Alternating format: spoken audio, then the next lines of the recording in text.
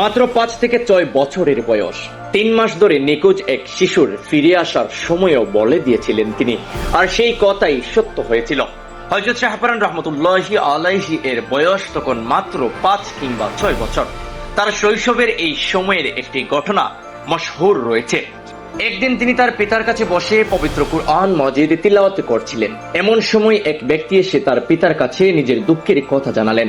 লোকটি বললেন, হুজুর, আমার একটি মাত্র ছেলে, কিন্তু তাকে কে বা কারা ধরে নিয়ে গেছে, তার কোনো সন্ধান পাচ্ছি না।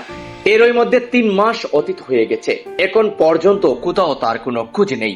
তিনি আরো বলেন, আপনি তো দেখতেই পাচ্ছেন আমি একজন বৃদ্ধ মানুষ। আমার চোখের মনি একমাত্র ছেলেকে হারিয়ে চারদিকে যেন অন্ধকার দেখছি। আমার স্ত্রী ও কলিজার টুকরা সন্তানকে হারিয়ে দিনরাত কাঁদতে কাঁদতে প্রায় অন্ধকার হওয়ার উপক্রম হয়েছে। এরপর তিনি অনুরোধ করলেন, আপনি অনুগ্রহ করে আমার ছেলের জন্য দোয়া করুন, সে যেন আবার আমাদের কুলে ফিরে আসে।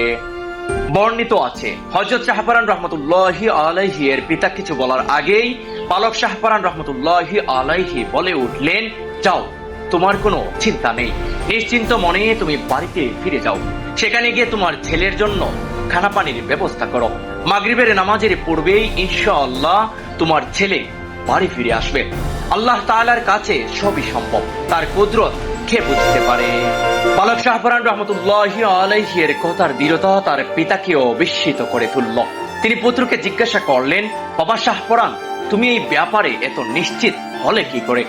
বর্ণিত অনুযায়ী তখন হযরত শাহপরান রহমতুল্লাহি আলাইহি তার পিতার কাছে পবিত্র কুরআনে বর্ণিত হযরত খিজির আলাইহিস সালাম ও হযরত মুসা আলাইহিস সালাম এর ঘটনা উল্লেখ করেন।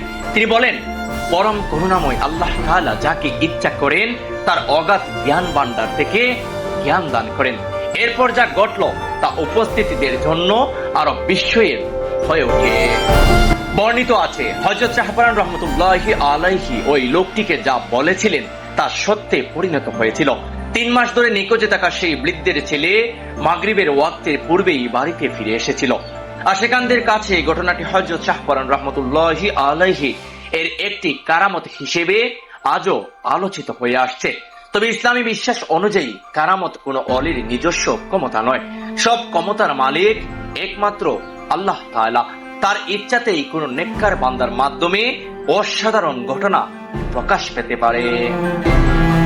এমন আরো তথ্যবহুল ও ঐতিহাসিক ভিডিও পেতে আমাদের পেজটি ফলো করুন এবং ইউটিউব চ্যানেলটি সাবস্ক্রাইব করে পাশে থাকুন।